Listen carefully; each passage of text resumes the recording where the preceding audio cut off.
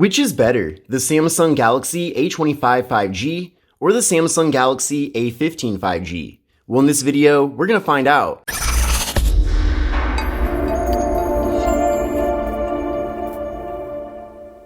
What's going on, everyone? This is Kevin here, coming at you with my comparison of the Samsung Galaxy A25 5G versus the Samsung Galaxy A15 5G.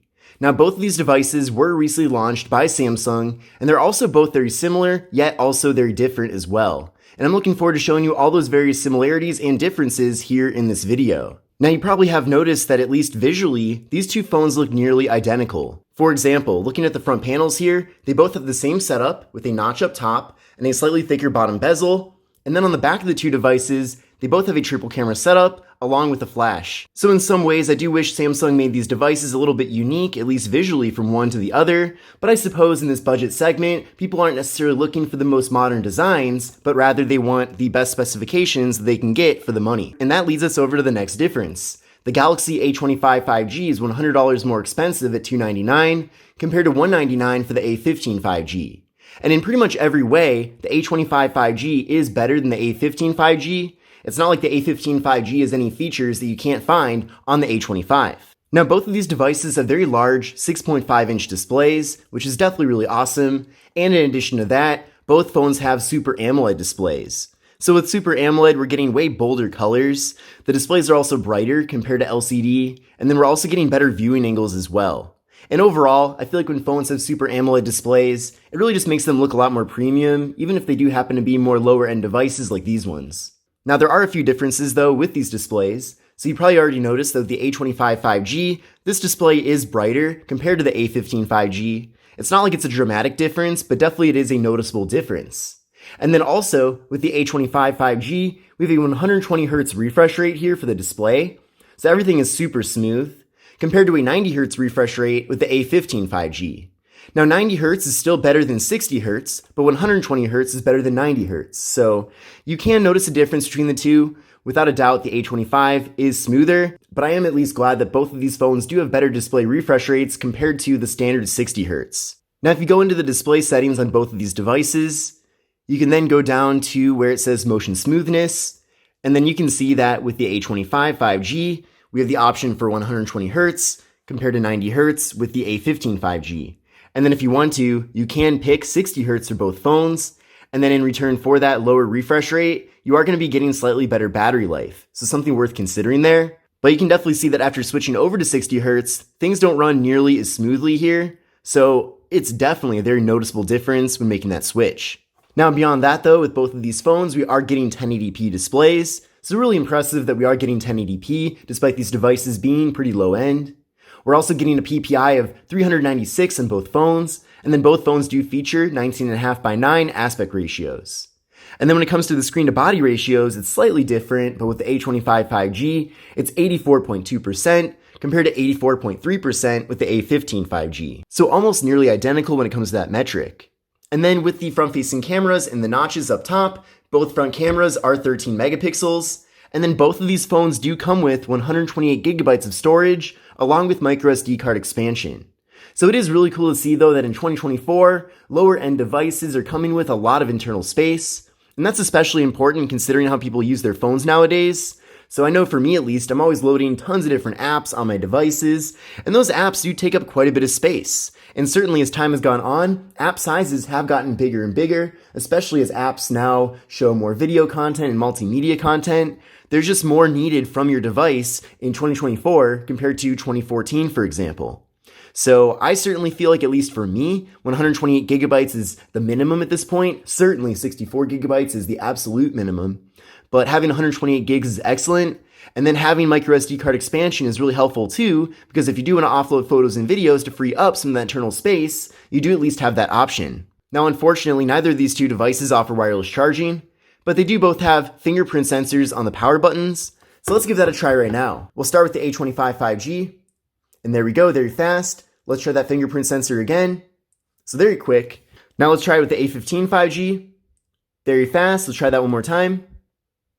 There we go. So I feel like both phones have the same exact fingerprint sensor as far as the design of it goes, because both seem to be equally as fast. And then both of these devices also feature Face Unlock, so I do appreciate that we have multiple methods for getting into the phones. Now both of these devices do feature triple camera setups, as I mentioned earlier on in the video. However, there is one major difference. Now the similarities is that both phones do feature 50 megapixel main cameras and then 2 megapixel macro cameras for close-up images. But then with the A25 5G, we're getting an 8 megapixel ultra wide angle camera compared to a 5 megapixel ultra wide angle camera with the A15 5G. Now here's how things look on the camera app on both devices. This is with a main rear camera on both phones. Now you probably noticed that up top here it does say 12M, and that's because by default, both of these phones do capture images in 12 megapixels. So even though there is a 50 megapixel main camera, you do have to make that switch over to 50 megapixels there. And then after doing that, you can then capture photos in that full 50 megapixels. So let's do that right now. So let's capture a photo with the A25.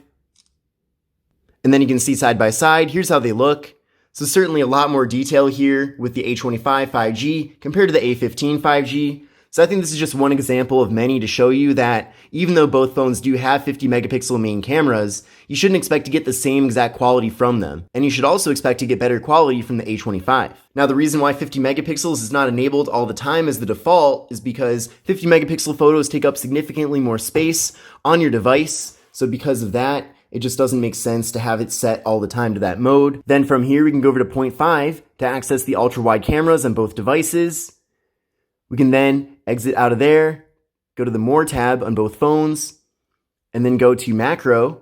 And then with Macro, you can get very close up and be able to take photos in really good detail. Now you can already see a big difference when it comes to at least what you can see through the viewfinder on the A25 versus the A15. But let's take a photo of this Lego here for the example. There we go, with the A25. And then we'll take a photo here with the A15. And we'll pull that up as well. And definitely there's a big difference here between these two, that's for sure. It is nice at least that we have macro on both devices, but without a doubt, we're getting way better detail here with the A25 5G compared to the A15 5G. And then from here, we can flip around to the front-facing cameras and take some selfies. So there's also an option for a group selfie as well, so it crops out a little bit. And then we also have portrait mode here with both devices, so you can take portrait selfies, which is awesome. You also have the ability to pick the amount of blur you want too. And of course, both phones do feature portrait mode with the rear cameras as well. Now going over to video mode, there are some differences when it comes to video recording. So with the rear cameras on both devices, it does max out at 4K at 30 FPS with the A25, compared to just 1080p at 30 FPS with the A15. And then the front-facing cameras in both phones do max out at 1080p. Now as far as RAM and processors go for these devices, I'm going to go off of how it is in the US. So with the A25 5G, we're getting 6 gigabytes of RAM compared to 4 gigabytes of RAM with the A15 5G. And then the processors are different with the Samsung Exynos 1280 compared to the MediaTek Dimensity 6100 Plus processor. Now, I've actually been decently impressed with the performance of both of these devices, considering that they are in slightly different segments of the smartphone market, especially with the A25 5G being slightly more expensive. But overall, I'm happy with the performance. You definitely shouldn't expect to get anything too special from either of these two phones, especially considering that they are very affordable. But for what they are, I do feel like performance is certainly good enough. If you want to use your smartphone for text messages, phone calls, occasional social media, and then also watching video content, I think both of these phones are perfectly fine for that. Now, I did run a benchmark test using Geekbench 5, and here are the scores that I got from that test. So with the A25 5G, I got a single core score of 954 and a multi-core score of 2067, compared to the A15 5G, where I got a single core score of 697 and a multi-core score of 1935. So what I recommend doing is running this test on your current phone and then compare your scores to these scores to see how these devices compare with what you currently have, because that should give you a decent indication on what type of upgrade you're even getting if you're to switch to one of these devices. But as you can see based on these scores, there is at least some level of difference in performance from the A15 5G to the A25 5G. Now both of these devices do feature very large 5000 mAh internal batteries, which is excellent, and then they also both feature up to 25 watt fast charging. But keep in mind though that you are going to have to use a wall adapter that supports 25 watt fast charging to actually get those charging speeds. Now as far as the software goes here, both phones are running Android 14 out of the box, along with Samsung's One UI 6. So the great news is that with Samsung's A series, they're giving them 4 years of major Android software updates, So just know that if you do like to get the latest and greatest versions of Android, then you will be getting it for quite a few years now for both of these devices. Now, if you've used Samsung software anytime in the last 3 or 4 years especially, the experience here should be very familiar to you. They make small changes year to year, but the changes that they do add are important. But I do like that they don't completely change one UI every year and create a new learning curve for people. Now, as far as NFC goes, if you like to use your phone for tap and pay, using Samsung Pay for example, in the US, NFC is available on both of these devices. However, in other regions around the world, it might be possible that you might not be getting NFC. So definitely look into that. But let's take a closer look at the hardware of these two devices. They are very similar. So again, if you had the displays off on these phones and you just looked at the phones, it's really hard to tell the difference between them. The main difference is probably the materials on the back. We're getting more of a gradient look here with the A15 5G compared to the A25 5G that has kind of this small checkerboard look to it. It's kind of hard to show you here on camera, but it's kind of like a little pattern. But both of these phones have smooth backs to them, and then they are also both matte finishes here. So I do like that compared to glossy finishes because these devices don't pick up nearly as many fingerprints. Also, something I forgot to mention with the A25 5G is that this device actually has stereo audio. So with the A15 5G, we're only getting audio out of the main speaker and the bottom of the phone. But with the A25 5G, we're getting audio out of both the main speaker and earpiece as well. So that does give us a more immersive, richer, and louder audio listening experience. But taking a look at the left side of both devices, they both have the slot for the microSD card and SIM card. Up top here, both phones have the noise-canceling microphones. On the right side, both phones have volume up, volume down, and the power buttons, which double as the fingerprint sensor. And then on the bottom, both phones have the 3.5mm headphone jack, microphone, USB-C port for charging and data transfer, and the speakers. And then on the back, they both have that triple camera setup, the flash, and Samsung logo. But in conclusion, I think there's a lot to like about both of these devices from Samsung, but without a doubt, the A25 5G does offer more compared to the A15 5G. So I do like that this phone is faster, it has better cameras. I also appreciate too that you can take 4K video recording here, and the display is brighter as well. And then it's also nice too that we are getting stereo audio. So if those things are important to you, or if you find yourself using those features quite a bit, then you might want to consider going for the A25 5G over the A15 5G. But if that's not really a big deal, then maybe you should just save some money and go for the A15 5G instead.